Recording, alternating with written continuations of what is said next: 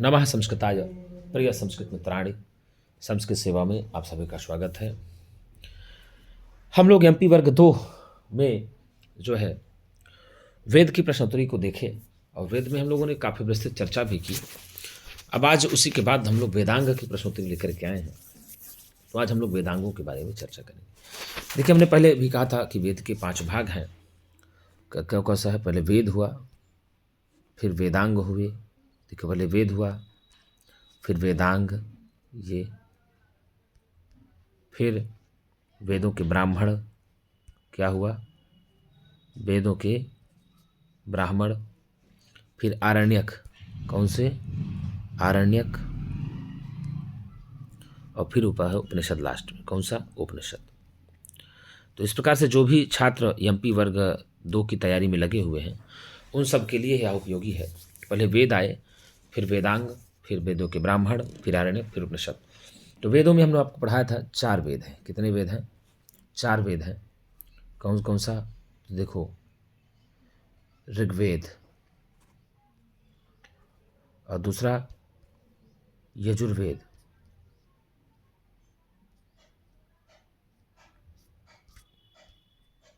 कौन सा है? यजुर्वेद। तीसरा सामवेद, और चौथा है अथर्ववेद, अथर्ववेद। कौन सा? अथर्ववेद। इस प्रकार से हम लोगों ने वेदों को संख्या में 4, और यदि वेदांगों की संख्या की बात किया जाए तो 6 हैं। वेदांग कितने हैं गुरुजी? वेदांग हैं 6। अभी हम चर्चा बताएंगे आपको। तो देखिए, पहला प्रश्न क्या दिया, प्रधानंच षटस्वंगेषु किम, षट वेदांग में प्रधान है क्या? शिक्षा, क्या कल्प, क्या व्याकरण, क्या ज्योतिष। तो 6 वेदांग में व्याकरण प्रधान है। मुखम व्याकरणम स्मृतम, अर्थात वेदांग में व्याकरण जो है प्रधान है। अब हम लोग थोड़ी सी वेदांग की चर्चा कर लेते हैं। अर्थात बात किया जाए ना, तो जो वेदों के गूढ़ तत्व एवं वास्तविक अर्थों को जानने के लिए जिनका प्रयोग किया जाता है और जो सहायता करते हैं जानने के लिए, उन्हीं तत्वों की आवश्यकता होती है। जिन तत्वों को वेदों को जानने के लिए या वेदों के गूढ़ अर्थ को वास्तविक रूप से जानने के लिए जिन सहायक तत्वों का प्रयोग किया जाता है या जिन सहायक तत्वों की आवश्यकता होती है, उन्हीं को वेदांग कहा जाता है। वेदांग का अर्थ ही होता है गुरुजी वेद का अंग। वेद का अंग बन गया वेदांग। वेदांग क्या है? वेद का अंग है। क्या हुआ गुरुजी? वेदांग है वेद का अंग। ठीक है। वेदांग शब्द का अर्थ होता है वे उपकारक तत्व जिनसे वस्तु के स्वरूप का बोध हो। किसी भी वस्तु के स्वरूप का बोध होता है, उसको ही वेदांग कहते हैं। मान लीजिए कोई वस्तु है, उसके स्वरूप का जो बोध होगा निश्चित रूप से उसको ही वेदांग कहा जाता है। और वेदांग की परिभाषा में भी आप जान सकते हैं कि अंग्यंते, क्या कहा, क्या कहा गुरुजी? अंग्यंते, अंग्यंते, ठीक, ज्ञायन्ते, अंग्यन्ते, ज्ञायन्ते एभिरिति, अंग्यन्ते, ज्ञायन्ते एभिरिति, अंग्यन्ते, ज्ञायन्ते एभिरिति अंगानि, अंगन्ते, ज्ञायन्ते एभिरिति अंगानि कहा गया। तो सीधे यही होता है बड़े भैया कि अंग्यन्ते, ज्ञायन्ते एभिरिति अंगानि, अर्थात जिनके द्वारा किसी भी शब्द के अर्थ के उपकारक वस्तु के स्वरूप का बोध होता है उसको ही वेदांग कहते हैं। और वेदांगों के द्वारा ही मंत्रों का अर्थ एवं व्याख्या तथा यज्ञ के विनियोग आदि का भी वर्णन होता है। और वेदांगों की संख्या की बात किया जाए तो वेदांग है 6। कितने वेदांग हैं गुरुजी? 6 वेदांग हैं। आपसे यदि पूछ लेगा परीक्षा में कि वेदांग कितने हैं, तो 6 हैं। पहला हुआ शिक्षा, दूसरा हुआ कल्प, तीसरा हुआ व्याकरण, और निरुक्त, कौन सा? निरुक्त हुआ, और 5वां हुआ छंद, छंद, और 6वां हुआ ज्योतिष। तो देखिए यहाँ लिखा हुआ है शिक्षा, कल्प, व्याकरण, निरुक्त, कौन सा? निरुक्त, ऐसे कर देंगे, और छंद, ज्योतिष। तो शिक्षा, ये 1 नंबर में शिक्षा, 2 नंबर में कल्प, क्या कहा? 1 नंबर में शिक्षा, 2 नंबर में कल्प, तीन में व्याकरण, और चार में निरुक्त, चार में निरुक्त हो गया, और 5 में छंद, और 6 में ज्योतिष। तो इस प्रकार से शिक्षा, कल्प, व्याकरण, निरुक्त, छंद और ज्योतिष 6 वेदांग हैं। इसमें एक श्लोक भी है, शिक्षा व्याकरणं छंदो निरुक्तम ज्योतिषम तथा कल्पश्येति षडंगानि वेदस्याहुर्मनीषिणः। अर्थात मनीषिणः वेदस्य षडंगानि आहुः। मनस्वी ने 6 वेद के अंग बोले हैं। क्या क्या? शिक्षा,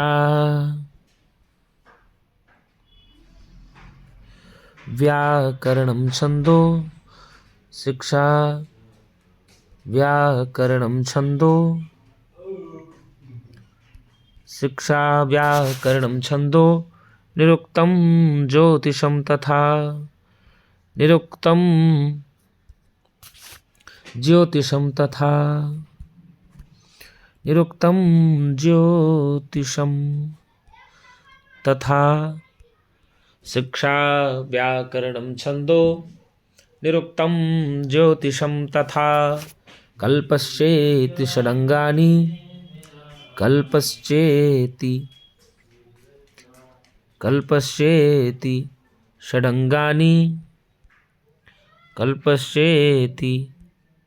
षडंगानि वेदस्याहुर्मनीषिणः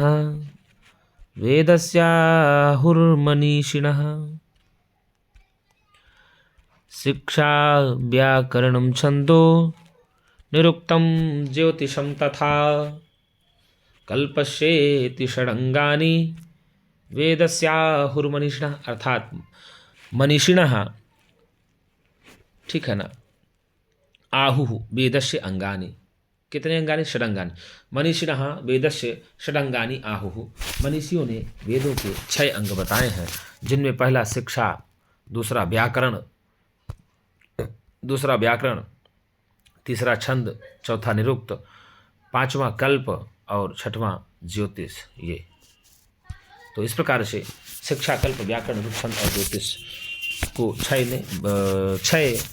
बताया है उन्होंने। और आपको बता दें, अब सबका जो है उच्चारण भी बता। छंदः पादौ तु वेदस्य, छंद जो है पैर है। क्या है? छंद क्या है? वेद का पैर है, क्योंकि बिना पैर के कोई चल नहीं सकता, इसलिए वेद भी बिना छंद के नहीं चलता। छंदः पादौ तु वेदस्य हस्तौ कल्पोऽथ पठ्यते। हस्त जो है कल्प है। क्या है? कल्प है हस्त। छंदः पादौ तु वेदस्य हस्तौ कल्पोऽथ पठ्यते ज्योतिषाम अयनम चक्षुः। ठीक है ना, चक्षु जो है ज्योतिष, ज्योतिष जो है चक्षु है। क्या है? ज्योतिष वेद का चक्षु है। ज्योतिष वेद का क्या है? चक्षु। ज्योतिषाम अयनम चक्षुः। निरुक्त, निरुक्त स्रोत है, कान है। क्या है? निरुक्त जो है कान है। निरुक्त क्या है? वेद का कान है। शिक्षा छंदः पादौ तु वेदस्य हस्तौ कल्पोऽथ पठ्यते ज्योतिषाम अयनम चक्षुः निरुक्तम श्रोत्रमुच्यते। शिक्षा घ्राणम तु वेदस्य। शिक्षा जो है घ्राण है, नासिका। शिक्षा वेद की क्या है? घ्राण है, नासिका है। और क्या कहा? मुखम व्याकरणम स्मृतम। व्याकरण जो है मुख है। व्याकरण क्या है? व्याकरण मुख हो गया। तो श्लोक ही दे दिया गया। छंदः पादौ तु वेदस्य हस्तौ कल्पोऽथ पठ्यते ज्योतिषाम अयनम चक्षुः निरुक्तं श्रोत्रमुच्यते। शिक्षाघ्राणं तु वेदस्य मुखं व्याकरणं स्मृतं तस्मात् सांगमधीत्यैव ब्रह्मलोके महिते। अर्थात जो इनको अंगों सहित याद कर लेता है उसको ब्रह्मलोक की प्राप्ति होती है। शिक्षा छंदः पादौ तु वेदस्य। छंद को पैर बताया गया है। क्या अगर प्रश्न आ जाए कि वेदों का पाद किसको कहा गया है, तो छंद को। हस्तौ कल्पोट पट्टते, कल्प हाथ कहा गया है, कल्पों को ही वेद का हाथ कहा गया है। अज्योतिषाम अयनम चक्षु, अर्थात ज्योतिष को नेत्र कहा गया है। वेदों का नेत्र क्या है? ज्योतिष है। और निरुक्तम श्रोत्र मुच्यते, और कान को, निरुक्त को कान कहा गया है। और शिक्षा घ्राणम तु वेदस्य, शिक्षा को नासिका कहा गया है, वेद का घ्राण कहा गया है। मुखम व्याकरणम स्मृतम, और मुख को व्याकरण कहा गया है। क्या कहा गया है? मुख को व्याकरण कहा गया है। तो शिक्षा घ्राणम तु वेदस्य, शिक्षा क्या हुई वेद का? शिक्षा वेद की घ्राण यानी नासिका जिसको कहते हैं, घ्राणी क्या कहते हैं? नासिका कहते हैं। हस्तकल्प, हस्तौ दो हाथ है तो हस्त हो गया कल्प, हस्तौ, ठीक है क्या? हस्तौ दोनों हाथ। मुख व्याकरण हो गया, क्या कहा? मुख व्याकरण हो गया। और ज्योतिष नेत्र, वेद का नेत्र ज्योतिष है। और क्या बचा तो बता दें आपको, बच गया गुरुजी आपका दो चूर। निरुक्त, निरुक्त श्रोत्री है। निरुक्त क्या है? निरुक्त श्रोत्री है, यदि कान है। क्या है? निरुक्त है श्रोत्री, कान है। और क्या बचा? हस्तौ नेत्र, ज्योतिष, शिक्षा घ्राण, और बचा छंद। छंद जो है गुरुजी पैर है। क्या है? पैर है। अभी देख लीजिए, मतलब शिक्षा घ्राण हो गई वेद की, व्याकरण मुख हो गया वेद का, कल्प हाथ हो गया, और ज्योतिष नेत्र हो गया, निरुक्त कान है, और छंद पैर हो गया। तो इस प्रकार से सारे वेदों के बताए गए कौन सा वेद का क्या है। तो इस प्रकार से यदि प्रश्न आपसे पूछता है तो आप ये भी उत्तर बता लेंगे। और वेदांगों का सर्वप्रथम उल्लेख जो है मुंडकोपनिषद में अपरा विद्या के अंतर्गत 4 वेदों के नाम बाद हुआ है। किसके बाद? 4 वेदों के बाद वेदांगों का नाम आया है। क्या कहा? मुंडकोपनिषद में अपरा विद्या के रूप में। कहाँ? मुंडकोपनिषद में अपरा विद्या के रूप में सर्वप्रथम वेदांतों का नाम वेदों के बाद आया है। कहाँ? मुंडकोपनिषद, मुंडकोपनिषद में, ठीक है ना। सर्वप्रथम वेदों के बाद, वेदों के बाद अपरा विद्या के रूप में 4 वेदों के नाम इनका आया है। 4 वेदों के नाम के बाद ही वेदांगों का नाम आता है, ठीक है। तो आगे देख लेते हैं प्रश्न क्या दिया है। और प्रश्न आगे दिया कि वेद का मुख क्या है? वेद का मुख क्या है? तो हमने पहले बताया व्याकरण, मुखम व्याकरणम स्मृतम। छंदः पादौ तु वेदस्य, छंदः पादौ तु वेदस्य, हस्तौ कल्पोऽथ पठ्यते। क्या कहा? हस्तौ कल्पोऽथ पठ्यते, ज्योतिषामयनं चक्षुः, निरुक्तं श्रोत्रमुच्यते, मुखं व्याकरणं स्मृतं। छंदः पादौ तु वेदस्य, हस्तौ कल्पोऽथ पठ्यते, ज्योतिषामयनं चक्षुः, निरुक्तं श्रोत्रमुच्यते, शिक्षाघ्राणं तु वेदस्य, मुखं व्याकरणं स्मृतं, मुखं व्याकरणं स्मृतं। तो यदि व्याकरण की बात किया जाए, जो व्याकरण वेदांग है गुरुजी, कौन सा? यदि व्याकरण वेदांग की बात की जाए तो मुखम व्याकरणम स्मृतम कहा गया है। अर्थात जिस शास्त्र के द्वारा शब्दों की प्रकृति प्रत्यय आदि का विवेचन किया जाता है उसको ही व्याकरण वेदांग कहते हैं। और ये व्याकरण जो है वेद का ही अंग है। और व्याकरण का अर्थ ही होता है व्याक्रियन्ते विविच्यन्ते शब्दाः अनेन इति व्याकरणम। अर्थात व्याकरण शास्त्र को 2 भागों में बांटा जा सकता है। एक वैदिक व्याकरण भी है और एक लौकिक व्याकरण भी है। अगर पूछ ले कि व्याकरण को कितने भागों में बांटा गया है तो 2 भागों में बांटा गया है, वैदिक व्याकरण और लौकिक व्याकरण में बांटा गया है, ठीक है गुरुजी। और व्याकरण शास्त्र में पदार्थ, वाक्य, वाक्यार्थ आदि का विवेचन किया जाता है। ऋग्वेद में एक मंत्र प्राप्त होता है जो कि व्याकरण शास्त्र को एक वृषभ के रूप में, रूपक के रूप में बांधा गया है। पढ़े होंगे आप, जब पतंजलि का महाभाष्य पढ़ेंगे तो उसमें आप मिलेगा आपको। चत्वारि शृंगा त्रयो अस्य पादा, द्वे शीर्षे सप्तहस्तासु अस्य, त्रिधा बद्धो वृषभोरोरवीति, महोदेवो मर्त्याम आविवेश। चत्वारि संघ क्या हो गए? चत्वारि संघ क्या कहा गए? नाम आख्यात उपसर्गनिका, नाम आख्यात, नाम आख्यात उपसर्ग, उपसर्ग निपात। जब आप पढ़ेंगे तो उसमें देगा, पतंजलि के महाभाष्य में पढ़ेंगे और निरुक्त भी पढ़ेंगे तो उससे पता चलेगा। 4 शिंगे नाम आख्यात उपसन के निपात को बताई गई, और त्रयोश्य पादा तो भूत भविष्य वर्तमान काल को पैर बताया गया, और सप्तहस्ताह 7 विभक्तियाँ हाथ बताई गई हैं, और त्रिदाबद्धो उराह कंठा सिराह 3 स्थानों से बंधा हुआ बताया गया है। तो यही कहा गया ना, व्याकरण शास्त्र के पढ़ने के 5 प्रयोजन होते हैं। यदि आपसे पूछ ले कि व्याकरण शास्त्र पढ़ने के कितने प्रयोजन होते हैं, तो गुरुजी 5 प्रयोजन होते हैं पढ़ने के। रक्षा, क्या कहा, रक्षा ऊहु, रक्षा और ऊहु आगम, आगम लघु, लघु असंदेहा, असंदेह, रक्षा ऊहु, रक्षा ऊहु आगम लघु और संदेह। तो व्याकरण के 5 मुख्य प्रयोजन होते हैं पढ़ने के लिए, ठीक है ना। रक्षा जो है वेदों की रक्षा के लिए होता है। ऊहु अर्थात यथास्थापन विभक्ति परिवर्तन वाच परिवर्तन आदि के लिए होता है।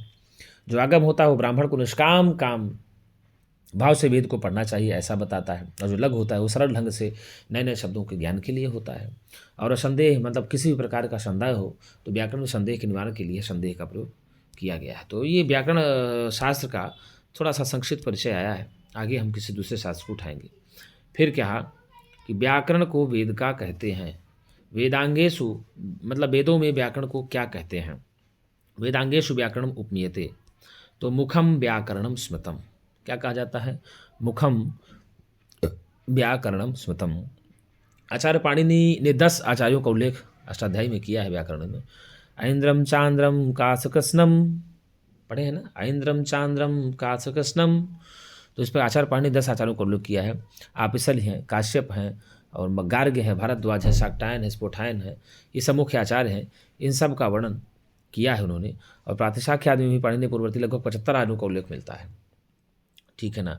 और यदि आचार्य पाणिनि एवं परवर्ती आचार्यों की चर्चा किया जाए तो आचार्य पाणिनि जी को दाक्षीपुत्र शालातुरीय आहिक नाम से भी जाना जाता है। पाणिनि को दाक्षीपुत्र शालातुरीय और आहिक नाम से भी जाना जाता है। ये व्याकरण वेदांग के अंतर्गत इसकी चर्चा आती है। और आचार्य कात्यायन ने भी जो है ना इसी व्याकरण पर जो है गुरुजी वार्तिक लिखा है। क्या लिखा है, अष्टाध्यायी पर उन्होंने वार्तिक लिखा है, और उनका समय लगभग चतुर्शती से पूर्व की माना जाता है। और पतंजलि ने महाभाष्य लिखा है। आपको बता दें व्याकरण के जो त्रिमुनि होंगे, व्याकरण के त्रिमुनि हैं पाणिनि, कात्यायन और पतंजलि। व्याकरण के त्रिमुनि किसको माना जाता है, पाणिनि, कात्यायन और पतंजलि। व्याकरण में लगभग 4 कम 4000 सूत्र हैं। कितने हैं गुरुजी, 4 कम 4000 सूत्र हैं किसमें, व्याकरण में होता है, ठीक है ना गुरुजी। तो इस प्रकार से जयदेव और वामन का भी समय 660 ईस्वी के बीच लगभग माना जाता है। इन्होंने जयदेव और वामन ने भी अष्टाध्यायी पर काशिका टीकी लिखी। अगर प्रश्न आपसे पूछ ले कि जयदेव और वामन ने अष्टाध्यायी पर कौन सी टीका लिखी है, तो गुरुजी जयदेव और वामन ने भी अष्टाध्यायी पर काशिका टीका लिखी है। कौन सी, काशिका टीका लिखी है। और प्रातिशाख्य ग्रंथ है ऋक् प्रातिशाख्य।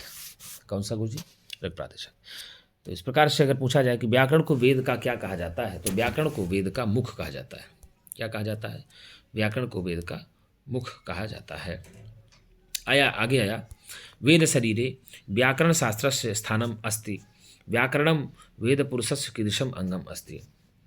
क्या हस्तः, क्या मुखम, क्या पादः, क्या नासिका। तो भैया मुखम हो जाएगा। क्या हो जाएगा, मुखम। तो हस्तौ कल्पोत्पठ्यते, जो हाथ है ये कल्प होगा। क्या होगा, हाथ जो है कल्प होगा। छंद जो है पैर होगा।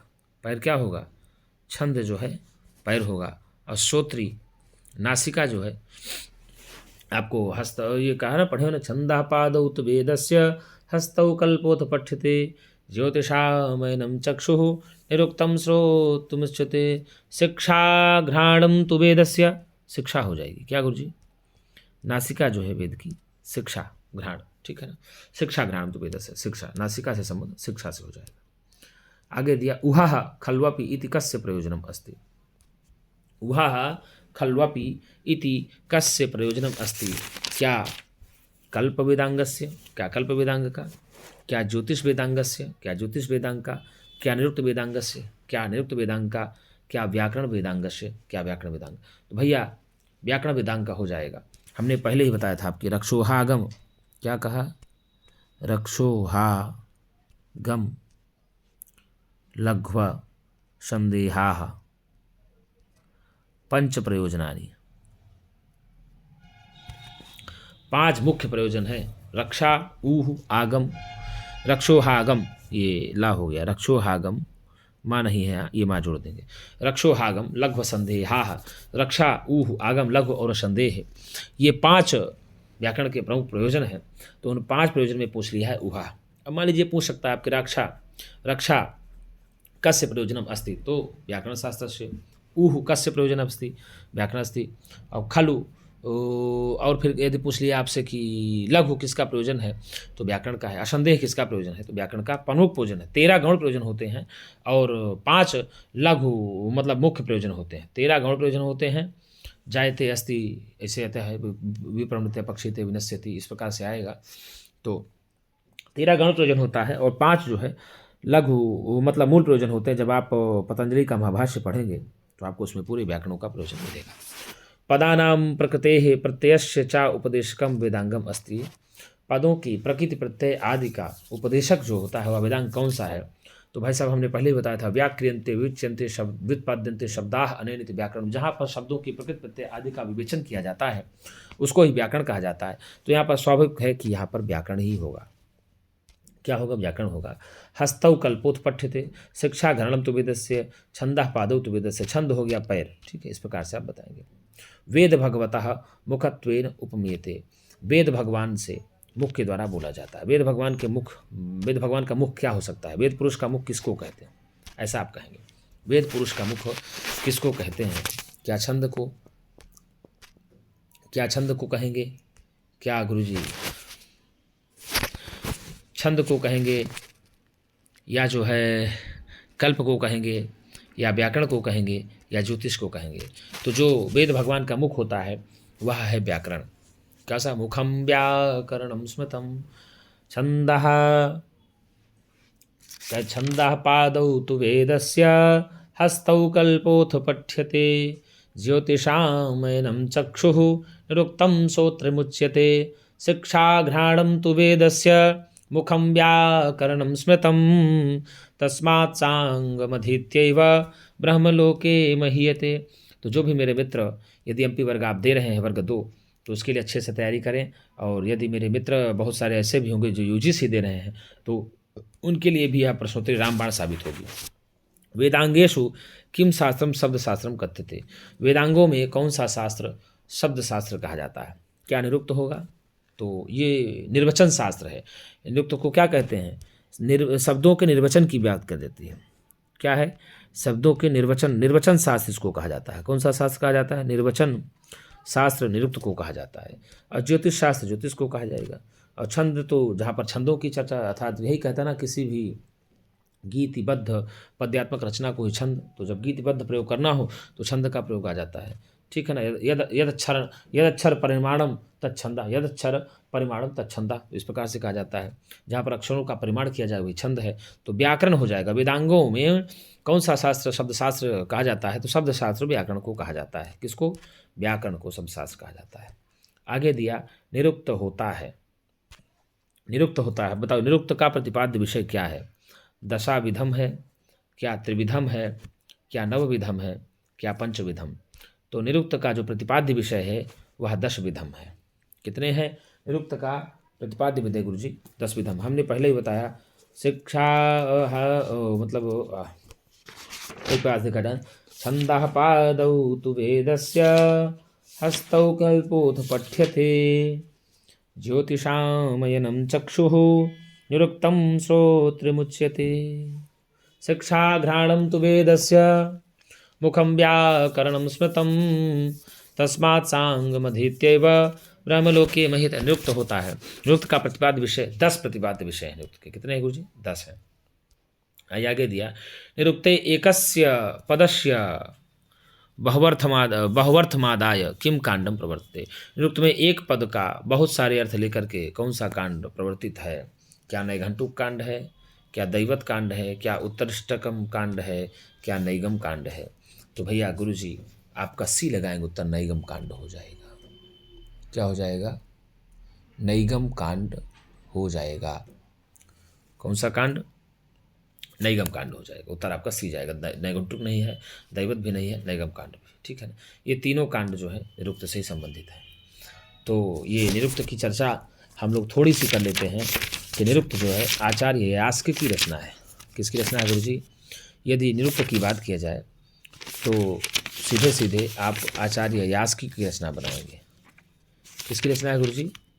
आचार्य यास्क की रचना है। यदि आपसे पूछा जाए कि निरुक्त किसकी रचना है तो आप बताएंगे आचार्य यास्क की रचना है। निघंटु शब्देन उच्यते। निघंटु शब्देन उच्यते। निघंटु शब्द से कहा जाता है। क्या कहा? निघंटु शब्देन उच्यते। निघंटु शब्द से कहा जाता है। बताइए अब किसको निघंटु शब्द से कहा जाता है? तो अब आप लोग इसमें बताइए, क्या वैदिक शब्दकोश है? क्या वैदिक शब्दकोश से? क्या निरुक्तम? क्या निरुक्त? क्या निधानम? क्या निधान? या कारकम? क्या कारक? तो भैया निरुक्तम हो जाएगा। क्या हो जाएगा गुरुजी? निरुक्तम हो जाएगा। निघंटु शब्द का निरुक्तम हो जाएगा। क्या बताइए? नहीं, निरुक्तम नहीं होगा, ये गलत होगा। निघंटु शब्देन उच्यते वैदिक शब्दकोशः। क्या होगा? निघंटु शब्देन उच्यते वैदिक शब्दकोशः कहा जाएगा। निघंटु शब्द को ही वैदिक शब्दकोश कहा जाता है। निघंटु शब्द को क्या कहा जाता है गुरु जी? वैदिक शब्दकोश कहा जाएगा, निरुक्त नहीं कहा जाएगा। क्या कहा जाएगा? निघंटु शब्द को वैदिक शब्दकोश कहा जाएगा। ठीक, क्या कहा जाएगा? निघंटु शब्द को वैदिक शब्दकोश कहा जाएगा। 138 का आप ए उत्तर सही लगाएंगे। क्या लगाएंगे? 138 का ए उत्तर लगाएंगे। ये गलत है। अब हम थोड़ा सा और निधानम कारकम नहीं। क्या निरुक्तानुसारम द्वितीय भाव विकार अस्ति। निरुक्त के अनुसार द्वितीय भाव विकार का है। क्या जाय अस्ति है? क्या विपरिणमते है? क्या पक्षीयते है? क्या विनश्यते है? तो भैया द्वितीय है अस्ति। पहले आता है जायते। क्या है? जायते, अस्ति, विपरिणमते, अपक्षीयते, विनश्यते। ये पूरा क्रम है। जायते के बाद अस्ति आएगा। एक हुआ, दो हुआ, ये भाव विकार है, ठीक है ना। 3 हुआ, 4 हुआ और 5 हुआ। ये पांचों दे दिया लाइन से। जायते, अस्ति, विपरिणमते, अपक्षीयते, विनश्यति। ये 5 भाव विकार नियुक्त के हैं। तो नियुक्तानुसार द्वितीय भाव विकार का अस्ति, द्वितीय भाव विकार अस्ति, अस्ति ही होगा। ठीक है। तो जायते, अस्ति, विपरिणमते, अपक्षीयते, विनश्यति, ये पूछे भाव विकार चलता है। अब आपको निरुक्त वेदांग की थोड़ा सा हम चर्चा कर लें कि जो निरुक्त वेदांग है यह आचार्य यास्क की कृति है। किनकी है गुरुजी? यदि निरुक्त के बारे में बात किया जाएगा तो आचार्य यास्क की कृति है। किसकी है? आचार्य यास्क की है, जिसमें 12 अध्याय हैं। निरुक्त में कितने अध्याय हैं? हम किसकी चर्चा करते हैं? निरुक्त की। किसकी? निरुक्त की। तो निरुक्त जो है आचार्य यास्क की रचना है। इसमें 12 अध्याय हैं। आप लोग लिख लीजिएगा, इसमें कितने अध्याय हैं? निरुक्त में 12 अध्याय हैं। 2 अध्याय परिशिष्ट के रूप में मिलते हैं, तो 12 और 2 + 14, तो 14 अध्याय मिल जाते हैं। निरुक्त को ही वेद पुरुष का कान कहा जाता है। निरुक्तम श्रोत्रमुच्यते आप लोगों को हमने पढ़ाया ही है। निरुक्त जो है ना, निघंटु का व्याख्यान ग्रंथ है, जिसमें ऋग्वेदों का संग्रह है। निरुक्त जो है निघंटु का व्याख्यान ग्रंथ है, जिसमें संपूर्ण ऋग्वेद के शब्दों का संग्रह मिलता है। और निरुक्त में प्रारंभिक 3 अध्याय हैं। निरुक्त में कितने अध्याय गुरु जी? प्रारंभिक 3 अध्याय हैं। आपको बता दें, नैघंटुक कांड, नैघंटुक, ये जो प्रारंभिक 3 अध्याय हैं ये नैघंटुक हैं। क्या हैं? प्रारंभिक के 3 अध्याय नैघंटुक हैं। प्रारंभिक के 3 अध्याय नैघंटुक हो गए, ये नैघंटुक कांड कहे जाएंगे। कौन से? प्रारंभिक के 3 अध्याय नैघंटुक कांड कहे जाएंगे। और उसके बाद जो है गुरुजी, जो 3 अध्याय के बाद वाले होंगे, 4, 5, 6 अध्याय को नैगम कहा जाता है। किसको? 4, 5, 6 को नैगम कहा जाता है। 4, 5, 6 को नैगम कांड कहा जाता है। और 7 से 12 को दैवत कहा जाता है। क्या कहा जाता है? दैवत। तो 4 3 12, ठीक है ना। 4 3 12। तो 1 से 3 अध्याय को नैघंटुक कांड कहते हैं, और 4 से 6 अध्याय को नैगम कांड कहते हैं, और 7 से 12 अध्याय को दैवत कांड कहा जाता है। तो 3 भागों में विभक्त है। 4 है तीनों में, देख लीजिए 4 है। 1 से 3, 3 से 6 और 7 से सीधे आप ले लेंगे 1 से 3 अध्याय को नैघंटुक कांड कहते हैं। प्रारंभिक 3 अध्याय को नैघंटुक कांड, 4, 5, 6 को नैगम कांड कहते हैं, 7, 8, 9, 10, 11, 12 तो 5 उसमें है, दैवत में 5 है। तो इसमें दैवत कांड तो 7 से 12 माना जाता है, दैवत कांड तो 5 हो जाता है। और निरुक्त में शब्दों का निर्वचन 3 प्रकार से किया जाता है। निरुक्त में यदि शब्दों के निर्वचन की बात किया जाए तो 3 प्रकार से होता है। क्या होता है? प्रत्यक्ष, क्या कहा? प्रत्यक्ष, परोक्ष, प्रत्यक्ष रूप से, परोक्ष रूप से, अति परोक्ष रूप से।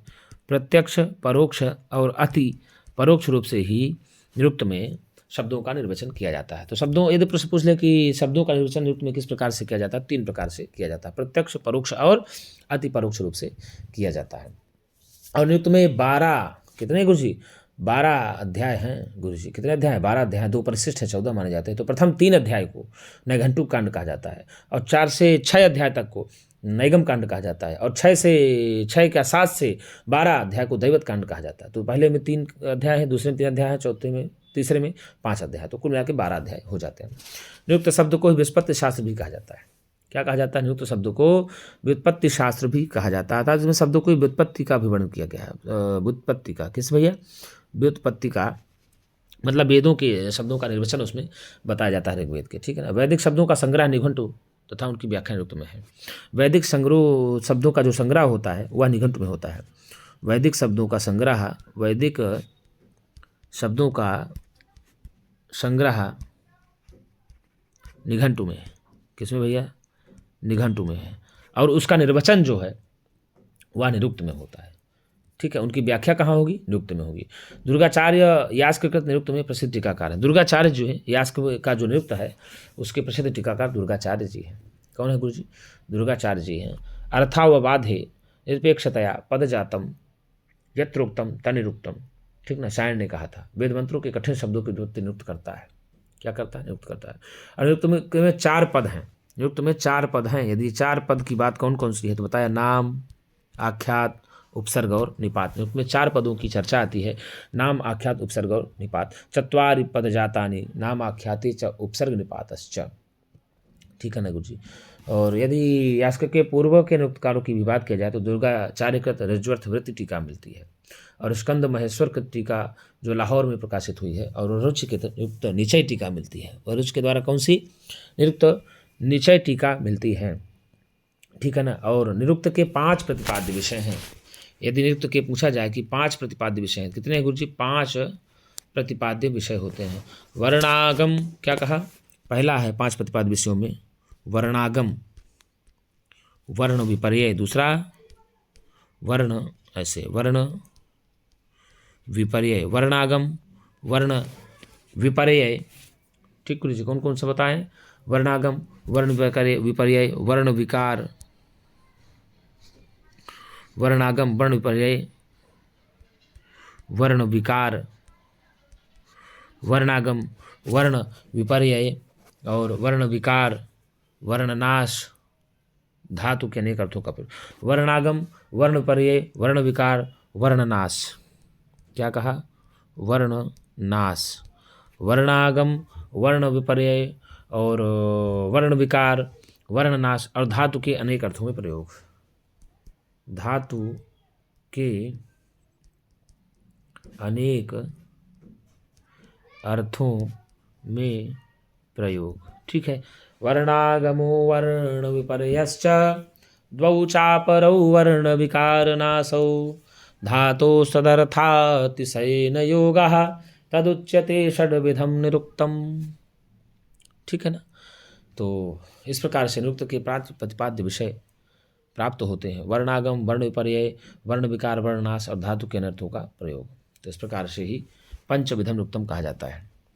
वर्णागमो वर्ण विपर्यश्च, वर्णागमो वर्ण विपर्यश्च द्वौ चापरौ वर्ण विकारनाशौ धातोस्तदर्थातिशयेन योगः तदुच्यते पंचविधम निरुक्तम। तो 5 प्रकार के निरुक्त में बताएगा। वर्णागम हो गया, वर्ण विपर्यय हो गया और वर्ण विकार हो गया, वर्णनाश हो गया और धातु के अनर्थक अर्थों का प्रयोजन। तो इस प्रकार से 5 प्रतिपाद्य विषय निरुक्त के प्राप्त होते हैं।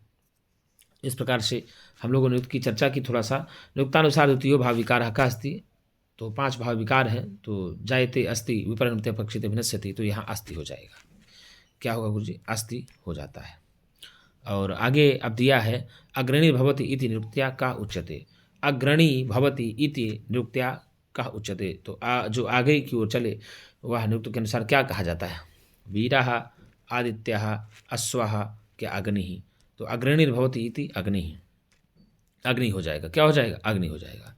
निरुक्त किसका अंग है, निरुक्त किसका अंग है, व्याकरण का है, वेद का है, भाषा का है, उपनिषद का है, तो निरुक्त गुरुजी वेद का अंग है।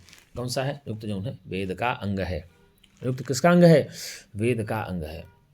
वेद के शिक्षा व्याकरणम छंदो निरुक्तम ज्योतिषम तथा, ये कहें कल्पस्येति षडंगानि वेदस्याहुर्मनीषिणः, तो भैया वेद का अंग है।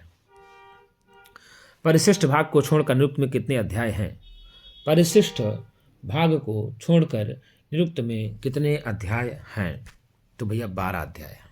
प्रथम से 3 तक नैघंटुक है, 3 से 6 तक नैगम है और 7 से 12 तक दैवत कांड है, तो कुल मिला के 12 होते हैं और 2 परिशिष्ट छोड़ करके 12 होते हैं, परिशिष्ट जोड़ देंगे तो 14 हो जाएगा। ठीक है, आगे दिया निरुक्ते अस्ति, निरुक्त में है, निरुक्त में क्या है गुरुजी, अब बताइए आप, क्या वेद मंत्राणाम संग्रह, क्या वेद मंत्रों का संग्रह है, क्या वैदिक यज्ञ नाम प्रक्रिया, क्या वैदिक यज्ञों की प्रक्रिया है, क्या वेद मंत्राणाम स्वर विवेचनम, क्या वेद मंत्रों का स्वर विवेचन है, क्या वैदिक शब्दानाम निर्वचनम, क्या वैदिक शब्दों का निर्वचन है, तो भैया वैदिक शब्दों का निर्वचन है।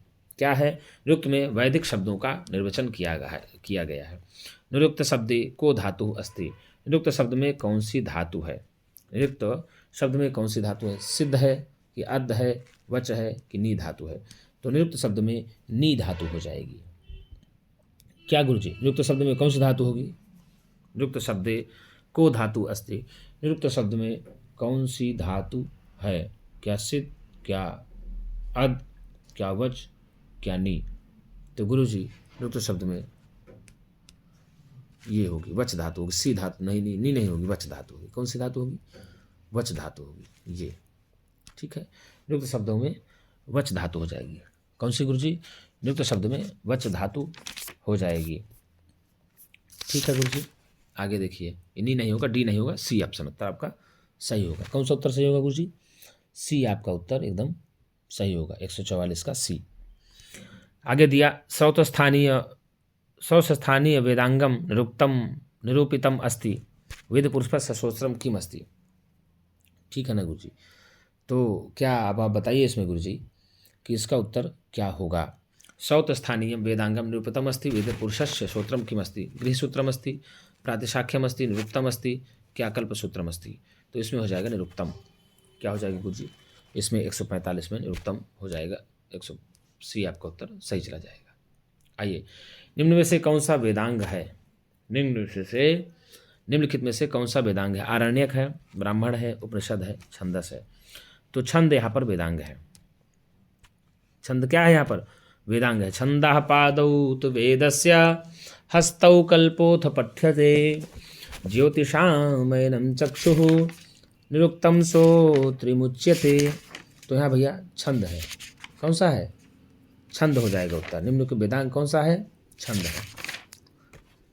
ब्राह्मण आपको पहले बताए थे, वेद के ब्राह्मण, फिर आरण्यक, फिर उपनिषद, तो उपनिषद वेद का अंतिम भाग है, इसलिए उसको वेदांत विद्या भी कहते हैं। उपनिषद को कौन सी विद्या कहते हैं, उपनिषद को वेदांत विद्या भी कहते हैं। उपनिषद को कौन सी विद्या कही जाती है, वेदांत विद्या भी कही जाती है। तो अब आप पूछ लिया कि इनमें से कौन सा वेदांग है, तो निम्नलिखित में से वेदांग है छंद। कौन सा है गुरुजी, निम्नलिखित में से वेदांग है छंद। कौन सा है, छंद। आगे आया, वेदांग छंद के प्रणेता कौन है, वेदांग छंद वेदांग के प्रणेता कौन है। प्रश्न यदि आपसे पूछ ले कि छंद वेदांग के प्रणेता कौन है, क्या वेदव्यास है, क्या श्वेतकेतु है, क्या पिंगल है, क्या जैमिनी है, तो भैया छंद वेदांग के प्रणेता हैं जैमिनी। जैमिनी तो सामवेद के वो है गुरुजी, गलत बता दिए। छंद वेदांग के प्रणेता हैं पिंगल। कौन है गुरुजी, छंद वेदांग के प्रणेता हैं पिंगल। और छंद सूत्र रचना है। पिंगल की रचना क्या है? छंद सूत्र। कौन सी रचना है पिंगल की? छंद सूत्र पिंगल की रचना है। यदि आपसे पूछ ले कि पिंगल की रचना का नाम क्या है, तो पिंगल की रचना का नाम है छंद सूत्र। और छंद की बात किया जाए, छंद शब्द छद धातु से बना हुआ है। छंद शब्द किससे बना है? छद धातु से। छंद शब्द छद धातु से बना है। छंदांश छादनात्, अर्थात छंद भावों को आच्छादित करके ही उसे समस्त रूप प्रदान करता है। आचार्य यास्क ने कहा था यदक्षर परिमाणम तच्छंदः। छंद की परिभाषा क्या है? यदक्षर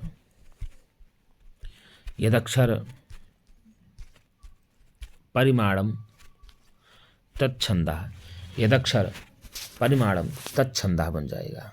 ठीक है, यदक्षर परिमाणम तच्छंदः बनाएगा। तो इस प्रकार से कहा जाता है। ठीक है ना। छंद ये मतलब जो वर्णों या अक्षरों की संख्या जिसमें निर्धारित होती है उसे ही छंद कहते हैं। आचार्य कात्यायन ने कहा था। और छंद पैर है। वेदों का क्या है? छंद पैर बताया गया है। और छंद शास्त्र 8 अध्यायों में विभक्त है। छंद शास्त्र कितने अध्यायों में विभक्त है? 8 अध्यायों में विभक्त है छंद शास्त्र। और छंद शास्त्र के प्रणेता बता दें आपको गुरु जी, आचार्य पिंगल जी हैं। 8 अध्यायों में विभक्त है। छंद सूत्र के प्रणेता आचार्य पिंगल जी हैं। और वैदिक छंद वत्तात्मक है, इसमें मात्रिक छंदों का अभाव मिल जाता है। और पिंगल के छंद सूत्र के पूर्व भाग में वैदिक छंदों का तथा उत्तर भाग में लौकिक छंदों का विवेचन हुआ है। पिंगल के छंद सूत्र के पूर्व भाग में वैदिक छंदों का प्रयोग किया गया है, उत्तर भाग में लौकिक छंदों का विवेचन प्राप्त होता है। और वैदिक छंदों को अक्षर छंद भी कहा जाता है। वैदिक छंदों को अक्षर छंदों को भी कहा जाता है। वैदिक छंदों में कुल संख्या 26 है। वैदिक छंदों की संख्या की बात की जाए तो 26 है। कितनी है? 26 है। और वेदों में मुख्य रूप से 7 छंदों का प्रयोग होता है। वेदों में मुख्य रूप से कितने छंदों का प्रयोग होता है? 7 छंदों का प्रयोग होता है, जिसमें गायत्री, उष्णिक, अनुष्टुप, बृहति, पंक्ति, त्रिष्टुप, जगति, ये 7 वैदिक छंदों में मुख्य रूप से इनका प्रयोग किया जाता है। तो इस प्रकार से यदि आप पूछते हैं तो इस प्रकार से आप बताएंगे। और आपको बता दें गायत्री में 24 वर्ण होते हैं। गायत्री में कितने होते हैं? गायत्री में आपको बता दें गायत्री छंद में 24 वर्ण हैं। कितने हैं? गायत्री में 24। और गायत्री के बाद उष्णिक आता है। कौन सा? गायत्री के बाद उष्णिक। 4 बढ़ाते जाना है, 28। गायत्री, उष्णिक, अनुष्टुप। कौन सा? अनुष्टुप। 4 बढ़ाते चले जाना है, 28 के बाद 32। बृहति,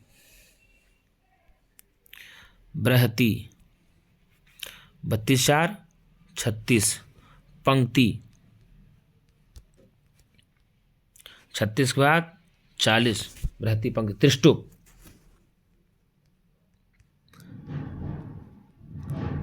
त्रिष्टुप, में 44। गायत्री, उष्णिक, अनुष्टुप, बृहति, पंक्ति, त्रिष्टुप,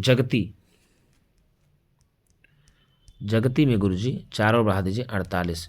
तो 4 आप बढ़ाते चले जाएंगे। गायत्री में 24 है।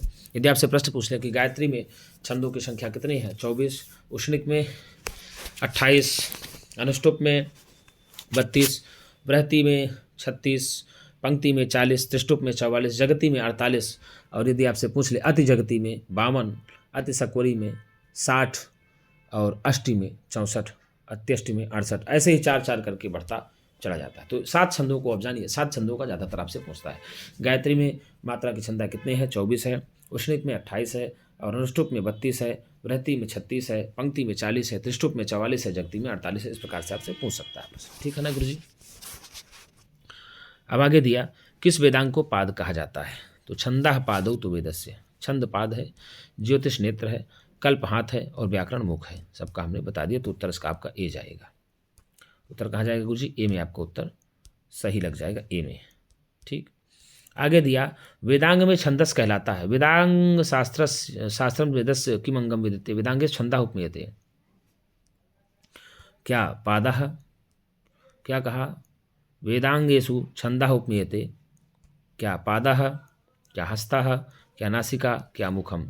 तो वेदांगेषु छंदः पादौ तु वेदस्य। पाद कहा जाएगा। क्या कहा जाएगा? पाद कहा जाएगा। हस्तौ कल्प कहा जाएगा। नासिका आप घ्राण कहा जाएगा। और मुखम व्याकरण कहा जाएगा। तो उत्तर आपका जाएगा ए में। ठीक गुरु जी। पिंगल छंदः सूत्रे वर्ण विषय कहा। पिंगल के छंद सूत्र में वर्ण विषय क्या है? पिंगल के छंद सूत्र में वर्ण विषय क्या है गुरुजी, आप बताइए। क्या छंद है, क्या यज्ञ है, क्या अर्थवाद है, क्या मंत्र है? तो गुरुजी छंद है। अब बता दें, वेद के भाग में गणना आती है, उसमें जैमिनी में अर्थ संग्रह में विधि मंत्र नामधेय निषेध अर्थवाद, विधि विधि मंत्र नामधेय निषेध और अर्थवाद चर्चा आती है। तो विधि मंत्र नामधेय निषेध और अर्थवाद वहाँ भी आती है वेदों के, उसमें तो 5 भागों में विधि मंत्र नामधेय निषेध अर्थवाद 5 भाग वहाँ भी बताया जाता है जैमिनी में, ठीक है ना, अर्थ संग्रह जब पढ़ेंगे तो आप। तो यहाँ पर पिंगल छंद सूत्र वर्ण विषय कहा, तो पिंगल छंद सूत्र में वर्ण विषय है छंद। क्या गुरु जी? छंद है। वहाँ भी अर्थ में अर्थ संग्रह पढ़ेंगे वेद के भागों की चर्चा में, तो वहाँ भी चर्चा आती है। विधि है, नाम विधि, अर्थ नाम ध्येय निषेध और अर्थवाद, ठीक ना, इस प्रकार चर्चा आती है। परंपरानुसारम कह देवा छंद शास्त्र से प्रवर्तको मन्यते छंद सूत्रम इति वेदांग ग्रंथस्य विधि मंत्र नामधेय निषेध अर्थवाद, ठीक इस प्रकार से चर्चा। परंपरानुसारम कहा देवा छंद शास्त्र प्रवर्तको मन्यते छंद सूत्रम इति वेदांगस्य प्रणेता, यहाँ क्या छंद सूत्रम इति वेदांग ग्रंथस्य प्रणेता विद्यते, छंद सूत्र वेदांग ग्रंथ के प्रणेता कौन है? क्या शिवा, क्या वरुण, क्या कालिदास, क्या पिंगल? तो छंद सूत्र के प्रणेता हैं, आपको बताते पिंगल 8 अध्याय। कितने अध्याय हैं?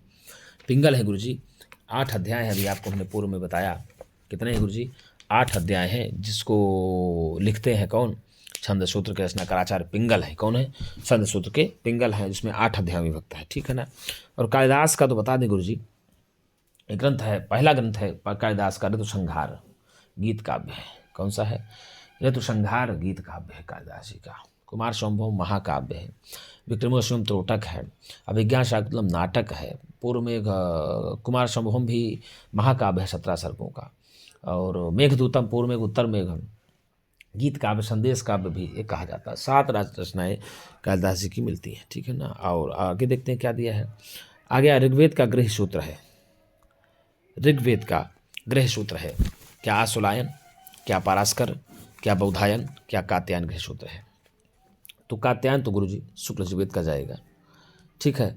तो आशुलायन होगा ऋग्वेद का गृह सूत्र। ऋग्वेद का गृह सूत्र कौन सा होगा? तो ऋग्वेद का गृह सूत्र होगा आश्वलायन गृह सूत्र है। कौन सा है? यदि आपसे पूछ लिया जाए कि ऋग्वेद का गृह सूत्र कौन सा है, तो आप बताएंगे कि ऋग्वेद का गृह सूत्र गुरुजी आश्वलायन गृह सूत्र है। कौन सा है? ऋग्वेद का गृह सूत्र है आश्वलायन गृह सूत्र, ठीक है ना गुरुजी। आपसे यदि पूछता है तो आप उत्तर सीधे लगाएंगे। कहाँ आप उत्तर लगाएंगे? सीधे ए में, ऋग्वेद का गृह सूत्र आशुलायन। आपको हम बता दें एक बार, सारे वेदों के हम गृह सूत्र के बारे में चर्चा आपसे कर लेते हैं, कर भी चुके हैं पिछले वीडियो में। जो आशुलायन और शांखायन कौशिक तक गृह सूत्र है ऋग्वेद का है, और शुक्ल यजुर्वेद का आपको बता दें ये जो कात्यायन मिलेगा ये सब यजुर्वेद में आता है। शुक्ल यजुर्वेद का पारस्कर गृह सूत्र, बौधायन, मानव, भारद्वाज, आपस्तंभ, काठक, अग्निवेश, हिरण्यकेशी, वाराह, वैखानस, ये सब कात्यायन आदि का संबंध यजुर्वेद में जाएगा। और सामवेद की बात किया जाए गृह सूत्र में, तो सामवेद में गोभिल, खादिर, द्रायण, जैमिनी, कौथमीय, ठीक है ना, ये हो जाएगा। और यदि सामवेद की बात गोभिल, खादिर, जैमिनी, कौथुम, द्रायण सब इसमें चला जाए गृह सूत्र सामवेद में। और अथर्ववेद में कौशिक गृह सूत्र है। कौन सा है? अथर्ववेद में कौशिक गृह सूत्र है। और ये जो कात्यायन गृह सूत्र है ना, ये कात्यायन शुल्ब सूत्र मिलता है। किसमें? कात्यायन शुल्ब सूत्र शुक्ल यजुर्वेद में मिलता है, कात्यायन गृह सूत्र नहीं है। कात्यायन गृह सूत्र नहीं है। शुक्ल यजुर्वेद का पारस्कर गृह सूत्र, बौधायन, मानव, भारद्वाज, आपस्तंभ, काठक, अग्निवेश, हिरण्यकेशी, वाराह, वैखानस, ये यजुर्वेद के हैं। और कात्यायन शुल्ब सूत्र का संबंध जो है शुक्ल यजुर्वेद से है। आशुलायन गृह सूत्र किससे संबंध है? आशुलायन गृह सूत्र क्या अथर्ववेद से है, क्या सामवेद से है, क्या यजुर्वेद से है, क्या ऋग्वेद से है? तो आशुलायन का भी संबंध ऋग्वेद से है। आशुलायन, शांखायन, कौशितकी, आपको हमने पहले बताया ऋग्वेद के कौन कौन से हैं। आशुलायन हो चाहे शांखायन हो, आशुलायन हो चाहे शांखायन अथवा कौशितकी, कौशितकी। अब आप देख लीजिए, 1 हुआ, 2 हुआ, आशुलायन, शांखायन, कौशितकी, ठीक है ना। शांखायन को ही कौशितक कहते हैं। तो इस प्रकार से आशुलायन, शांखायन चाहे कौशितकी, ये ऋग्वेद के गृह सूत्र हुए। किसके हुए? ऋग्वेद के गृह सूत्र हुए। और यजुर्वेद के गृह सूत्र हुए पारस्कर गृह सूत्र, बौधायन, गृहसूत्र, मानव, भारद्वाज, आपस्तंभ, काठक, अग्निवेश, हिरण्यकेशी, वाराह, वैखनस हो गए। और सामवेद के गोभिल, खादिर, सामवेद के बता दें, गोभिल, खादिर, सामवेद के कौन हुए? गोभिल, खादिर, द्राहयायण, सब बता चुके हैं। द्राहयायण और जैमिनी, कौथुम, ये सामवेद के हो गए। ठीक है ना गुरुजी। अथर्ववेद के कौशिक गृहसूत्र है। तो इसका पूछा है तो आसुरायन गृहसूत्र केन संबद्धम अस्ति, तो ऋग्वेदेन संबद्धम अस्ति। गौतम धर्मसूत्र के अनुसार संस्कार होता है। गौतम धर्मसूत्र के अनुसार संस्कार होता है। चत्वारिंशत्, त्रयोदश, षोडश, अष्टचत्वारिंशत्। तो गौतम धर्मसूत्र के अनुसार चत्वारिंशत् संस्कार होते हैं। 40 संस्कार होते हैं। कितने होते हैं गुरु जी? गौतम धर्मसूत्र के अनुसार 40 संस्कार होते हैं। कितने होते हैं? 40। आपसे यदि प्रश्न पूछ लेगा तो आप आराम से इसका उत्तर 40 लगाएंगे। दारिल वृत्ति है, बताइए दारिल वृत्ति किस में है? आसुरायन में, कौशिक गृह सूत्र में, क्या कात्यायन गृह सूत्र में, क्या जैमिनी गृह सूत्र में? तो भैया कौशिक गृह सूत्र में है। कहाँ है? कौशिक गृह सूत्र में है। ये आपसे थोड़ा सा हमने टफ पेपर लिया है। शुक्ल यजुर्वेद का गृह सूत्र है। अब बताइए शुक्ल यजुर्वेद का कौन सा गृह सूत्र है? क्या बौधायन, क्या सांख्यायन, क्या आसुलायन? तो आपको बता दें बौधायन, शंखायन और आसुलायन ये जो है आपको बता दें ऋग्वेद का है। किसका है? ऋग्वेद का। बचा क्या है? पारस्कर। तो पारस्कर शुक्ल यजुर्वेद का है। पारस्कर किसका है? शुक्ल यजुर्वेद का गृह सूत्र मिलता है। सामवेदी सूत्र है कात्यायन, बाधूल, मानव की लाट्यायन सूत्र। लाट्यायन सूत्र सामवेद का है। लाट्यायन, खादिर, गोभिल, जैमिनी और कौथुम ये सामवेद का है। ठीक है ना? किसका है? सामवेद का है सूत्र। और यदि बात किया जाए तो ये दो वाधूल सूत्र है। किसका है? वाधूल जो है ये कृष्ण यजुर्वेद का है। किसका है? वाधूल कृष्ण यजुर्वेद का है। कात्यायन शुक्ल यजुर्वेद का है। कात्यायन किसका है? शुक्ल यजुर्वेद का है। और मानव, ये मानव जो है, मानव की बात किया जाए तो मानक गृह सूत्र है। कौन सा है? यजुर्वेद में, कृष्ण यजुर्वेद में बौधायन, बाधूल, मानक, भारद्वाज, आपस्तंभ, काठक, सत्याषाढ़, हिरण्यकेशी, वैखानस, वाराह, सरस्वती, ये सब आपको बता दें। चाहे बाधूल कहिए, वाधूल तो आपका कृष्ण यजुर्वेद का हो जाएगा और मानक भी कृष्ण का आ जाएगा। लेकिन और यदि इसकी बात की जाए कात्यायन सरस्वत की बात की जाए तो शुक्ल यजुर्वेद का। लेकिन सामवेदी सरस्वत कौन सा है? तो सामवेदी सरस्वत लाट्यायन सरसूत्र है। कौन सा गुरु? लाट्यायन है। याज्ञवल्क्य शिक्षायाम वर्ण विषय का। याज्ञवल्क्य की शिक्षा में वर्ण विषय क्या है? यज्ञ विधि है, दान विधि है, वर्णोच्चारण विधि है, प्रायश्चित्त विधि है। तो याज्ञवल्क्य में वर्ण विषय कः अस्ति, वर्णोच्चारण विधि अस्ति। कौन सी? वर्णोच्चारण विधि है। शुक्ल यजुर्वेद संबंधा शिक्षा अस्ति। शुक्ल यजुर्वेद से संबंधित शिक्षा है। क्या पाणिनीय शिक्षा, याज्ञवल्क्य शिक्षा, कैवल्य शिक्षा, क्या सौनकी शिक्षा? तो शुक्ल यजुर्वेद से कौन से शिक्षा ग्रंथ संबंधित है? तो शुक्ल यजुर्वेद से याज्ञवल्क्य शिक्षा संबंधित है। कौन सी है? शुक्ल यजुर्वेद से याज्ञवल्क्य है। अब आपको बता दें जो पाणिनीय शिक्षा है यह ऋग्वेद से संबंधित है। किससे है? पाणिनीय शिक्षा ऋग्वेद से संबंधित है। सौनक शिक्षा आपको अथर्ववेद से संबंधित मिलेगी। किससे मिलेगी? अथर्ववेद से संबंधित पाणिनीय शिक्षा मिल जाएगी। किससे गुरु जी? ये सौनक शिक्षा। तो आपको बता दें याज्ञवल्क्य शिक्षा शुक्ल यजुर्वेद से संबंधित है। अब आपको पूरी शिक्षा की हम बात कर देते हैं। ऋग्वेद में जो शिक्षा है वह पाणिनीय शिक्षा है, स्वरांकुशा शिक्षा है, षोडश श्लोकी शिक्षा है, सहस्री शिक्षा है, आपिशल शिक्षा है। यह ऋग्वेद की शिक्षा है। और शुक्ल यजुर्वेद की शिक्षा है याज्ञवल्क्य शिक्षा, वासिष्ठ शिक्षा है। कात्यायनी, पाराशरी, मध्यान्हिनी शिक्षा आदि भी शुक्ल यजुर्वेद की है।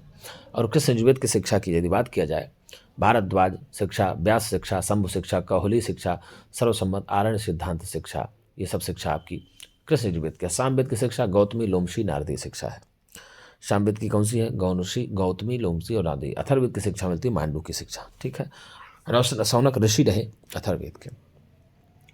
तो यदि पाणिनीय शिक्षा आपसे पूछेगा तो आप आराम से बताएंगे ऋग्वेद और शुक्ल यजुर्वेद, याज्ञवल्क्य शिक्षा।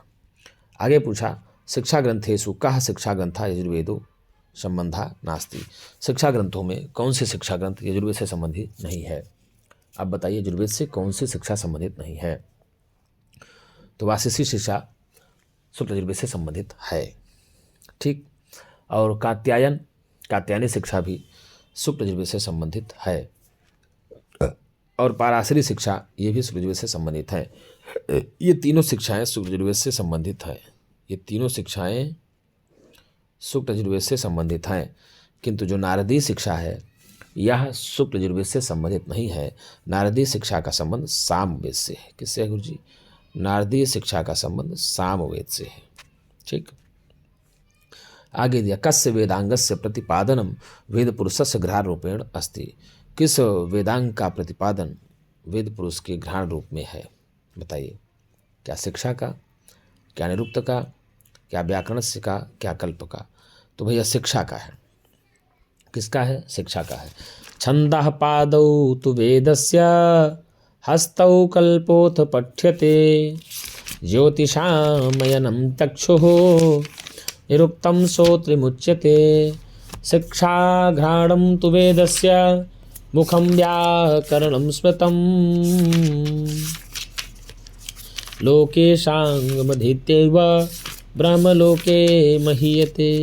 पढ़ लिया ना, ब्रह्मलोके महीयते। तो इस प्रकार से अगर कहा जाएगा कि कस्य वेदांगस्य प्रतिपादनम वेद पुरुषस्य घ्राण रूपेण भवति, तो भैया शिक्षा का। किसका भैया? शिक्षा का हो जाएगा। शिक्षा क्या कहा जाए? स्वर वर्ण आद्युच्चारण प्रकारो यत्र शिक्षते उपदिश्यते सा शिक्षा। स्वर वर्ण आद्युच्चारण प्रकारो यत्र शिक्षते उपदिश्यते सा शिक्षा। शिक्षा वेदांग कहा जाए पर जहाँ पर वर्ण मात्रा बल साम संतान की बात किया जाए ना गुरु जी, उसको ही शिक्षागत कहते हैं। जहाँ क्या कहा?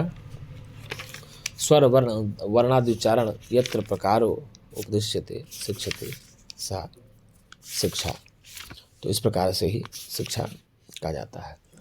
तो शिक्षा का अर्थ ही होता है वर्णोच्चारण की शिक्षा देना। स्वर वर्णाद्युच्चारण प्रकार हो यत्र शिक्षते उपदिश्यते सा शिक्षा, अर्थात जिसमें स्वर वर्ण आदि के उच्चारण की शिक्षा दी जाती है उसे शिक्षा कहा जाता है। और शिक्षा घ्राणम तो वेदस्य, शिक्षा वेद का घ्राण कहा जाता है। तत्त्वोपनिषद में शिक्षा के 6 अंगों का उल्लेख होता है। वर्ण स्वर मात्रा बल साम संतान। क्या कहा गुरु जी? तैत्तिरीयोपनिषद में शिक्षा के 6 अंग बताए गए हैं। किसमें? तैत्तिरीय उपनिषद में शिक्षा के 6 अंग। कितने? शिक्षा के 6 अंग कौन कौन से? वर्ण, स्वर, मात्रा, साम, संतान। वर्ण स्वर मात्रा बल होगा हो, वर्ण स्वर मात्रा बल साम संतान। वर्ण स्वर मात्रा बल साम और संतान अलग अलग देते हैं। वर्ण स्वर मात्रा बल होगा, बाल नहीं है, बल साम संतान। वर्ण स्वर मात्रा बल साम संतान, ये तैत्तिरीयोपनिषद में शिक्षा के 6 अंगों का उल्लेख किया जाता है, ठीक है ना। वर्णों का आधार ही अर्थात अकार आदि को ही वर्ण कहा जाता है। वेदों के लिए ही वर्णों का ज्ञान होना आवश्यक होता है। अब वेदों में 52 वर्ण प्राप्त होते हैं। यदि आपसे पूछ ले कि वेदों में कुल वर्णों की संख्या कितनी है, तो 52 है गुरुजी। 13 स्पर्श है, 27 या वराला शाह 8 विसर्ग अनुस्वार जुहामूली उपदमानी एक एक वर्ण होता है। और पाणिनि शिक्षा में संस्कृत वर्णों की संख्या 63 है। पाणिनि शिक्षा वेदों में 52 है और पाणिनि शिक्षा में किसमें गुरुजी? पाणिनि शिक्षा में की बात किया जाए, यदि पाणिनि शिक्षा आपसे पूछता है कितना है तो 63 है। कितने गुरुजी? 63 है, ठीक है ना। इस प्रकार से आप बताएंगे। चलिए, शिक्षा वेदांगे कस्य विषय से वर्णम अस्ति। शिक्षा वेदांग में किस विषय का वर्णन है? तो भैया छंद का होगा, क्या ज्योतिष का होगा, क्या शब्दानुशासन, क्या वर्णन? आप तो भैया है स्वर वर्णाद्युच्चारण यत्र प्रकार उद्देश्य के साथ शिक्षा। यहाँ पर स्वर वर्णों के उच्चारण आदि का प्रकार बताया जाता है, उसको ही शिक्षा कहते हैं। और ज्योतिष में तो आपको हमने बताया था नेत्र कहा जाता है, ठीक है। शब्द साध पद शास्त्र कहा जाता है, व्यक्यंत व्युत्पत्ति शब्दानित व्याकरण से संबंधित है। और छंद को तो आप बताए हैं, यदक्षर परिमाणम तच्छंदा आच्छादयति, ठीक है। यदक्षर परिमाणम तच्छंदा, ठीक। कस्मिन् वेदांगे मुख्यतया उच्चारण प्रक्रिया या वर्णम अस्ति, किस वेदांग में मुख्य रूप से उच्चारण प्रक्रिया का वर्णन है? तो शिक्षा में होगा। क्या कहा? कस्मिन् वेदांगे उच्चारण प्रक्रिया का, किस वेदांग में उच्चारण प्रक्रिया का वर्णन है? तो आपको शिक्षा बताएंगे। एक थोड़ा सा ग्लास पानी पी ले, उसके बाद क्लास आप बराबर।